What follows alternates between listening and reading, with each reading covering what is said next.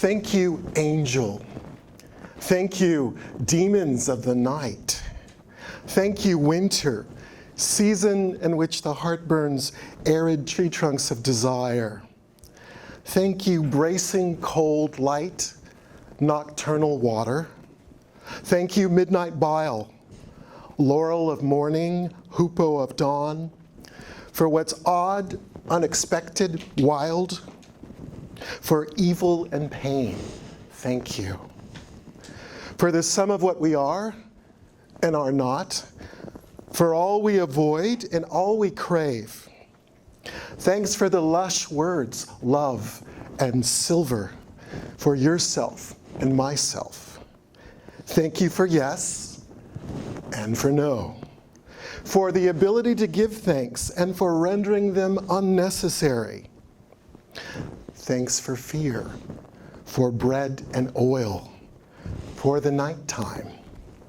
Thank you for lovemaking at the break of day, for the coin discovered on the ground, for your hand on my cheek, the gush of the fountain. Thank you for your eyes and lips, for crying out my name with joy. Many thanks, death, for your existence, for making all these things more vivid inside me, so very yours, so beautiful, brimming, and complete. So that's Frances Parcerisas. I've been asked to do a radio show in a couple of weeks on Texas poets. So I chose Sandra Cisneros, a poem by Sandra that's in your literary magazine, Huizache. If you haven't picked up your copies of this is an older copy, but this is from right here. It's called God Breaks the Heart Again and Again Until It Stays Open. Sandra Cisneros. But what if my heart is a 7-Eleven after its third daytime holdup in a week? What if my heart is a piñata trashed to tissue and peppermint shrapnel? What if my heart is a peeled mango bearing an emerald housefly? What if my heart is an air conditioner weeping a rosary of rusty tears? What if my heart is Sebastián Salgado's sinkhole swallowing another child? What if my heart is Death Valley in wide view cinemascope? What if my heart is a chupacabra black star swallowing the cosmos? What if my heart is the creepy uncle's yawning zipper? What if my heart is a Pentecostal babbling a river of tongues? What if my heart is the cross-eyed Jesus bought at the Petite Flea Market? What if my heart is El Paso, Texas, in bed with the corpse of Ciudad Juarez? What if my heart is unhinged from the weight of its lice-ridden wings? What then for an encore, oh my soul, when you have blessed me 100-fold? So that's Sandra Cisneros. We are so thrilled at Texas State to have received her archive that was just announced a couple weeks ago. So if you want to look at Sandra's original manuscripts, you can come visit us at Texas State there. I'm going to read a poem that's set in Mexico. Years ago, in Monte Alban, years ago, I was invited to view a solar eclipse, but at the very last minute, I couldn't go. So my friends recorded the eclipse. And I listened to it, and I wrote the poem from the recording of the eclipse. It's called The Ruins in Total Eclipse. Yes, we're here in the perishing light. Creator, destroyer, take it, take back the day, where the peaceable kingdom goes wild, where even with our paramount spirit-catching tools, snare of cameras, tapes, we hear a sound escape our lips like the hiss of plump corn roiling in a pot, ancient hiss at the monstrous swift shadow of the moon, hurtling over the livelong temples. Here it comes, shrouding our summer flesh. Goosebumps, red horizon, above the shock-proof pyramids, rebellious stars. A playful Englishman exclaiming, "My mistress's eyes are nothing like the sun, but now there is no sun." Laughter, a pious woman pleading for reverence, cathedral silence, boos. Then a cannon going off, and somewhere beyond it, all the bells in the Oaxacan villages starting to toll. Some of us whistling, conch horns, some of us shouting, fireworks, echoes of drums, some of us starting to weep at the sudden night, mesmerized, giddy with awes milk. Here in this thrilling imperial nowhere, given measureless time, all the magic calendars sheeted, now indivisible from Tuesday, indivisible from centuries before Cortes. On this day, my nude coach is a crocodile of stone. On this day, I am bitten, broadcast like a luckless fish tossed by hungry pelicans, an eagle-eaten heart. On this day, I consult far-seeing scientist iguanas with their calculus of flies in ancient observatories, in rooms of solemn stone. On this day, I watch bustling friars, conquistadores set fire to sacred fig bark scrolls. Oh, the lies, the begrimed centuries. But on this day, memory will not be burned. On this day, let me kneel and weep into the shores, regiments of clear turquoise. On this day, on this day. Look, look, before commerce and pain and history begin again, before bat dancers, their mock wings brimming with myriad tiny mirrors, catch the Lazarus intact gleams. Have these abracadabra rays of the corona, this manna-kind diamond handed down from the houses of magic, down from the ever-giving sky. Have this rare, unbartered ring, whoever you are. So that's the eclipse.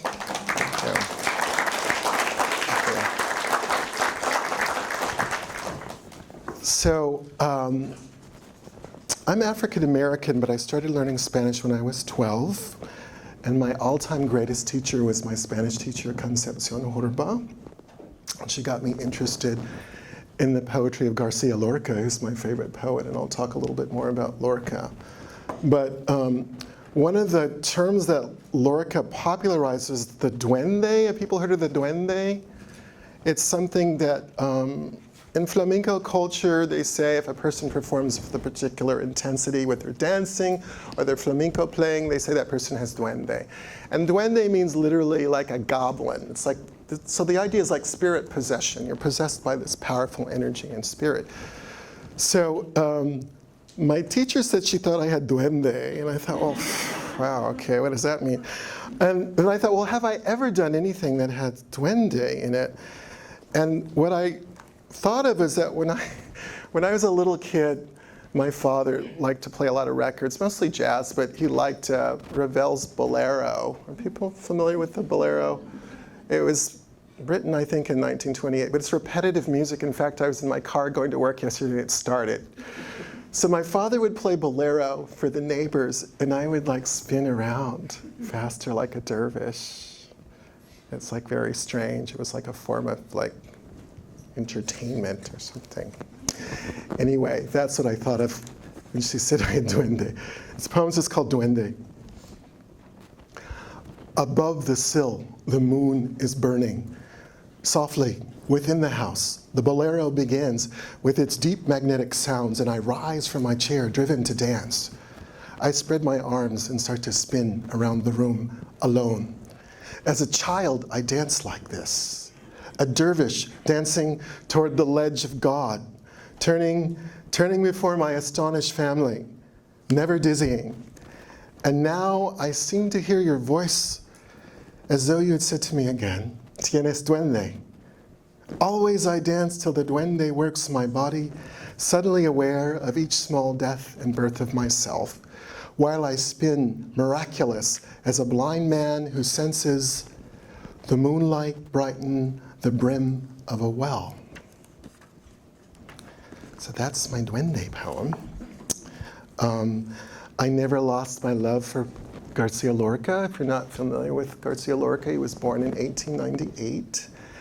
And his book, Gypsy Ballads, was the first best-selling book of poetry in the history of Spain. It came out, I think it's in his late 20s. What else do you need to know? Oh, he was murdered at the very beginning of the Spanish Civil War. I went to Granada in 1984, and I went to his summer house. There was nothing for Lorca in Granada. I didn't understand, as far as I knew, he was the greatest poet and playwright, Spanish playwright of the 20th century. But I did not know very much about the Spanish Civil War and the fact that the people on the left were all murdered, including Lorca. His brother was the socialist mayor of Granada. So this 1984 was only like barely a decade after Franco had died there. So that's why there wasn't anything for Lorca. So I went back almost 30 years later on my sabbatical. I'm writing a memoir about my relationship to Lorca. It's kind of like an education in the poet. The airport is Federico Garcia Lorca Airport.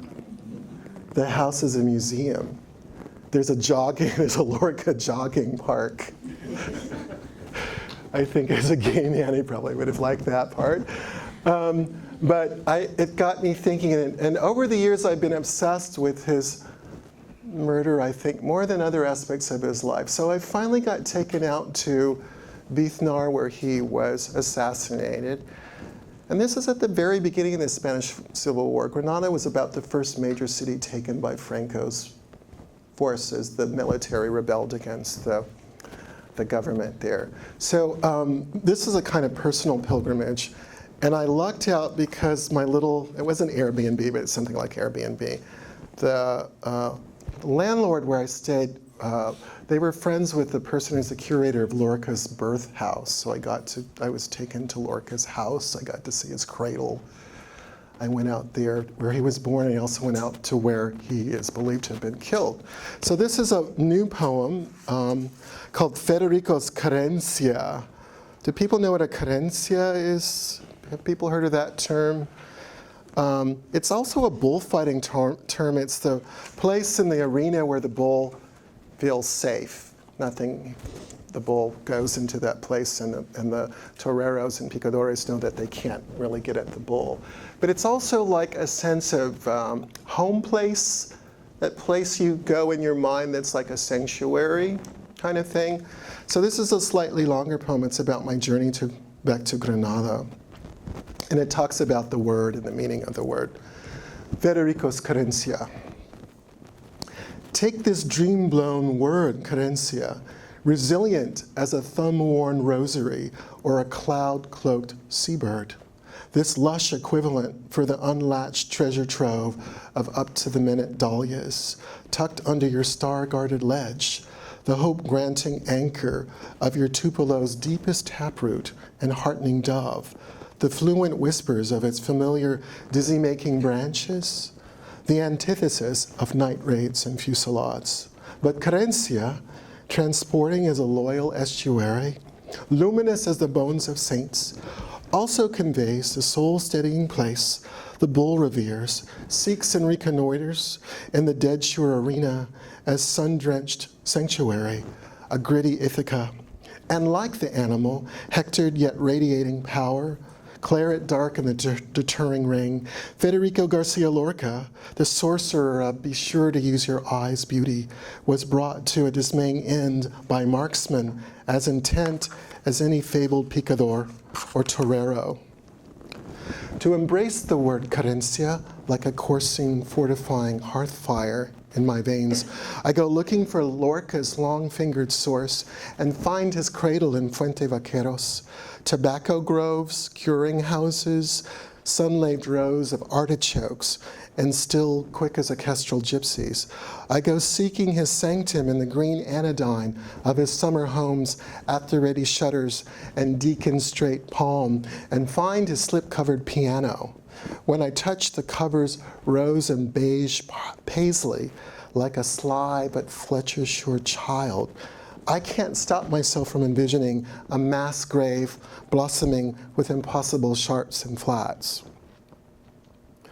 Through a little hullabaloo of belled goats, I climbed from the bread-baking village of El Fakar, past ripening figs and robust pomegranates, past the cobalt of a 1,000-year-old watercourse, to the sobering barranco, the wooded gully of Vithnar, where charismatic Federico was emptied at sunup.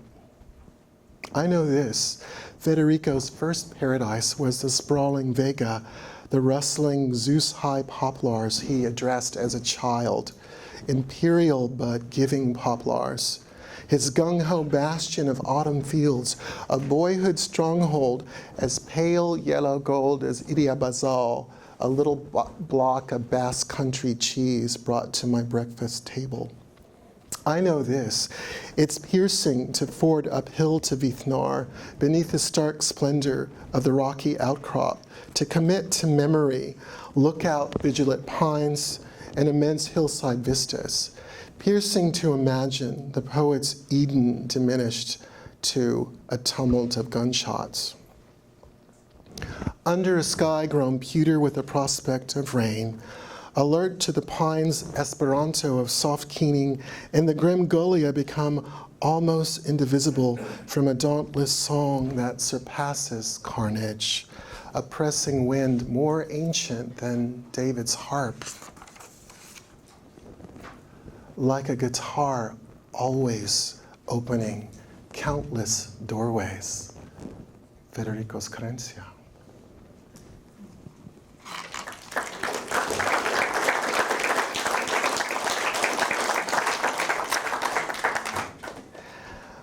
I'm going to switch over to the States now. I'm going to share with you what's become my most anthologized poem. My most famous poem is called Soul Make a Path Through Shouting.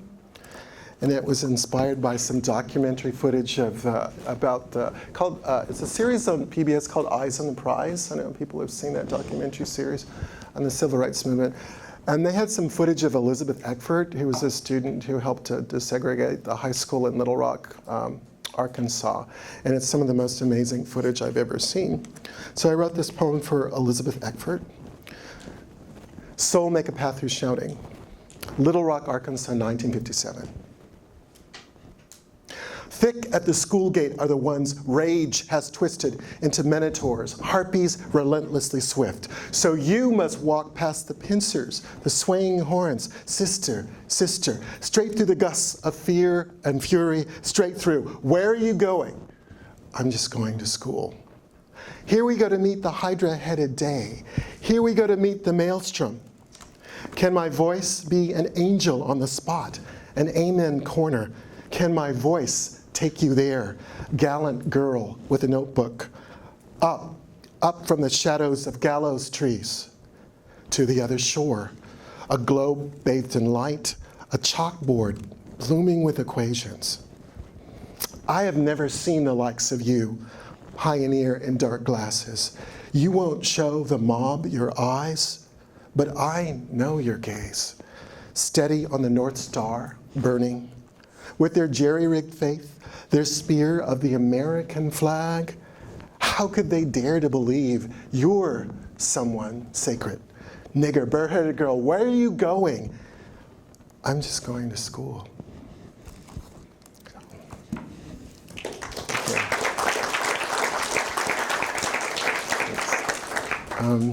So the poem is up there in the museum in Little Rock now, and Elizabeth's biographer told her about the poem and shared my poem with her, so hopefully sometime I get an actual chance to talk with her about it.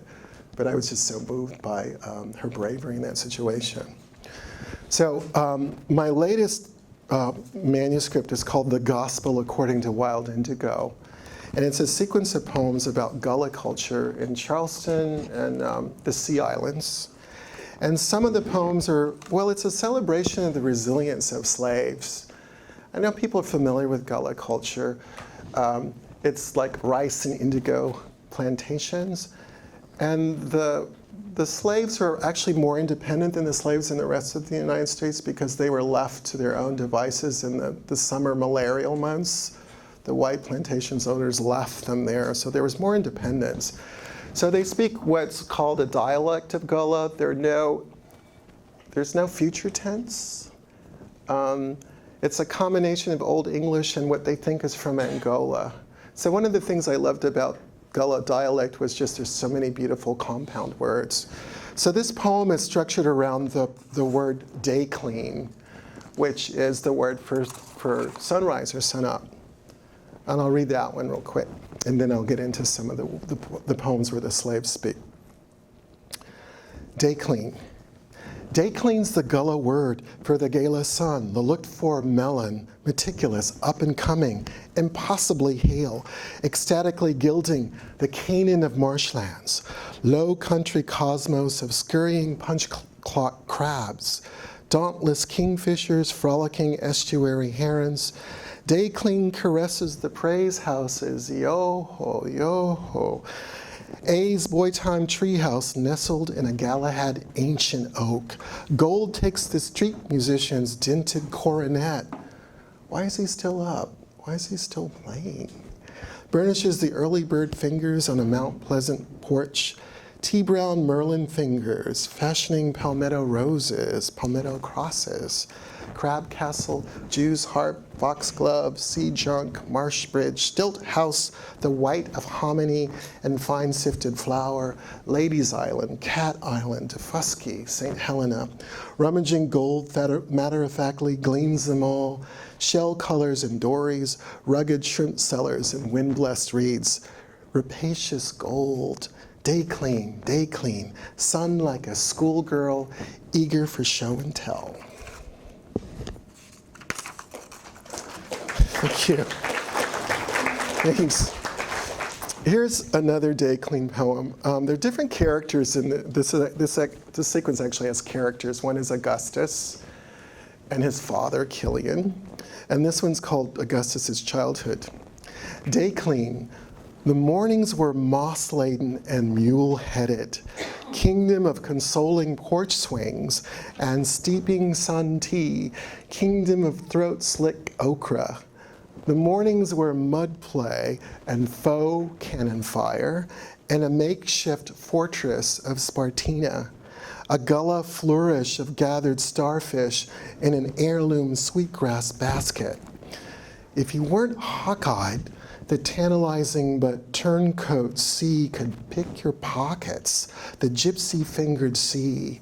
Filched forever, the ward-away trouble catbone, beachfront boy, the careworn buffalo nickel. Summoned in the first gold hours, Augustus's usually rake-hell hands alongside his robust grandmother's were lima-shelling hands, and the music of How Do and I Recollect. This is called The Pine Tree Sweetens My Body. The whole sequence has a little epigraph from Wallace Stevens. The white iris beautifies me. The pine tree sweetens my body. So I actually created poems from each of the Stevens lines. This is a pine tree one. As pine needles coalesce with bulrush and sweetgrass, Augustus, to shore a cherished sea island basket, so it seems the fortifying, peace-granting pines have been woven into my days. Out of childhood they appear, enmeshing memory, co-dreamers, immobile shepherds, surely. From a precocious roving boys, eager to learn vantage, not as supreme as a giraffe, oh no, but just as heaven-reaching. For the pines, perhaps, the crab-ruled low country, marshes have always been arresting theaters. Whatever was shouted or gasped at Jubilee, at the silver point of the bridegroom's climax or the baby's crowning, they ably cached in their commanding branches, so that if I lay my hardy boy ear to the telltale bark, as I did the tobacco-scented summer I was 9, some long dead singing from vanished dooryards, supper getting ready songs hummed in pie cooking heat from cabins and heart-stopping fields is still lodged in the pine. And here's the iris poem. Actually, I'll read one before that. Two more poems from this sequence. This is called Caesars and Dreamers. The pharaohs of rice and indigo, the conniving Caesars of cotton, what were we to them? Profitable, able bodies from Barbados and the windward coast. Our souls ramshackle, less than a rooster's or a rock's.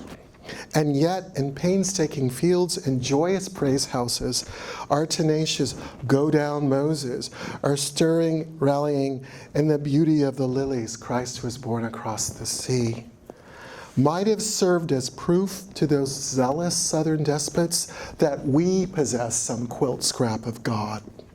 Go tell those greed-swayed kings of sugar, those implacable princes of tobacco, how we garnered freedom in our hard-scrabbled dreams, sang it as sweat-drenched, unshakable hallelujah, whispered it as healing salve to allay the defiling stripes on our backs, unstinting overseer, iron-eyed Caesar, who better to define freedom than a slave? And this is another poem in the voice of a slave. The white iris beautifies me. Not the white of hard-won cotton or a pitiless snow. I've found a whiteness that gives me its glory. It blooms in Master Belmare's garden, and though it is by all counts untouchable, quiet as it's kept, I've carried it into the shabbiest of cabins, worn it as I witnessed the sleigh breaker, the hanging tree.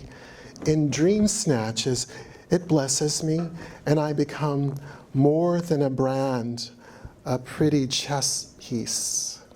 At the mistress's bell, always prudent and afraid, wily and afraid. And when the day comes, my rescuing flower's name will become my daughter's, a freeborn woman. I swear she will never be shoeless in January snow. Bold Iris, she will never fear sail or the bottom of the sea. So that's the gospel according to Wild Indigo, to give you a sense of that sequence there. I think this is a moment where I'm going to read a little bit of my last published book, The Crossed Out Swastika, which is about the integrity of young people in World War II. And I think the book has fallen on the floor, so I got to dip down here real quick.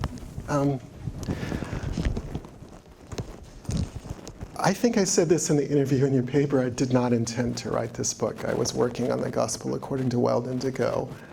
I had an NEA grant to do that. I had my leave to do that, but I ended up staying in Paris, and I lived in the Jewish quarter of Paris.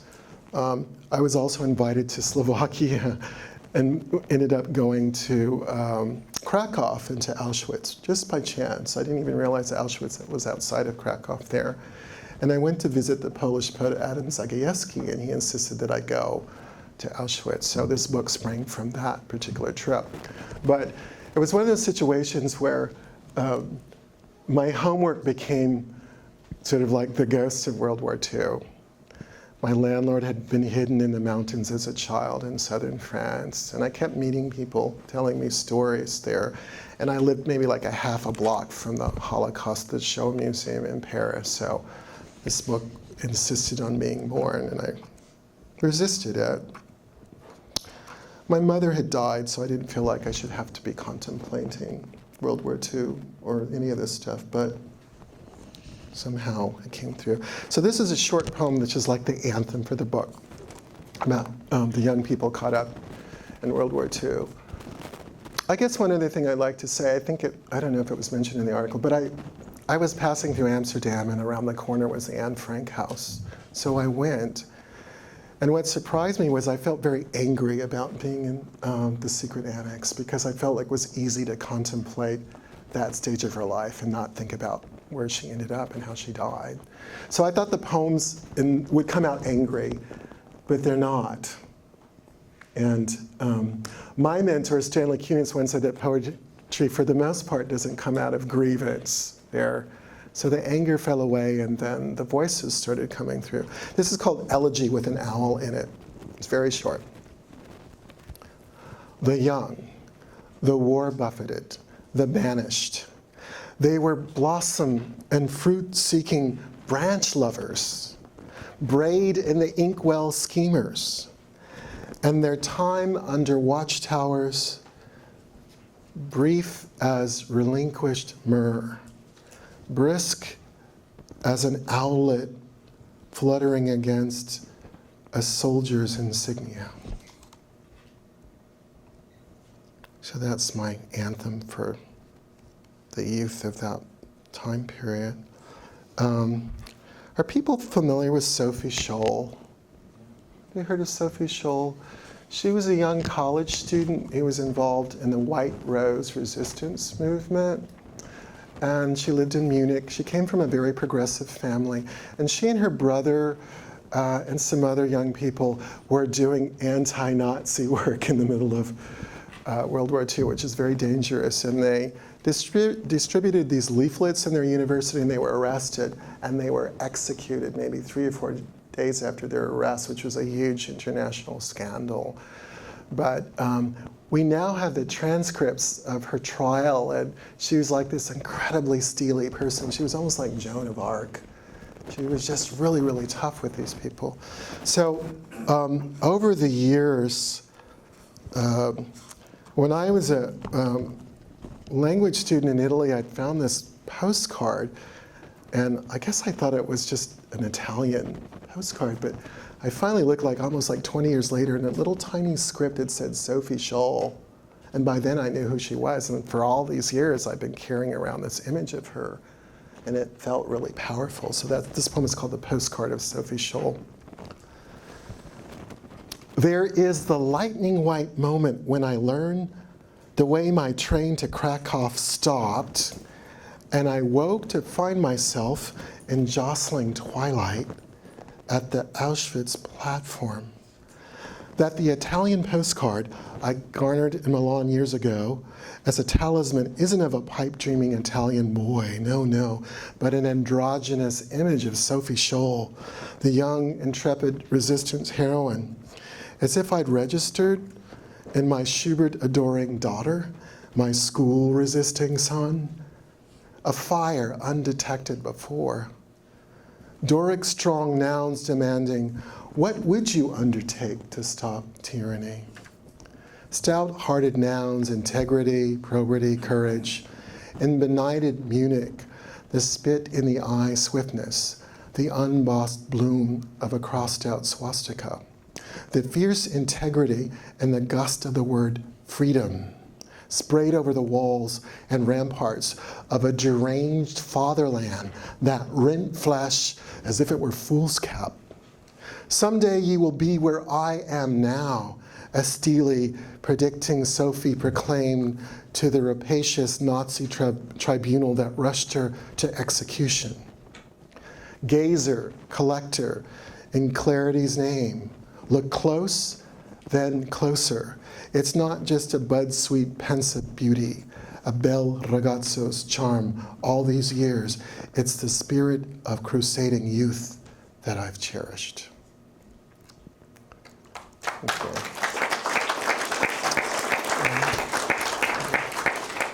And I will close with one more poem from this. It's called A Great Beauty. And how to describe it? Kata Kollwitz is a famous German artist, and I got interested in her woodcuts. A lot of her art is about mothers and children. So I went to her museum in Berlin, and I also in Cologne, and this poem came from that. A Great Beauty. And when her son never returned from the meant to crush him camps, the crucible of Poland, always hard at work Isa slept for endless hours. And once under her lids she was led by diligent female Virgils to a vast meadow where an inspirited Isa embraced, one by one, countless women who remained in mourning for their cherished sons. Gallant and stricken, together the myriad bereaved but defiant women formed an ever-widening circle, prodigal with bitter tears, and then suddenly, like a jackdaw darting from eve to sun-drenched eve, something flew between the throats of the grieving, heart-gutted mothers, and a great beauty arose. In the dream, Isa recalled, the singing of the harrowed women with war-taken sons hushed the world's barrenness. In the dream, the startling river of sound altered the embattled earth.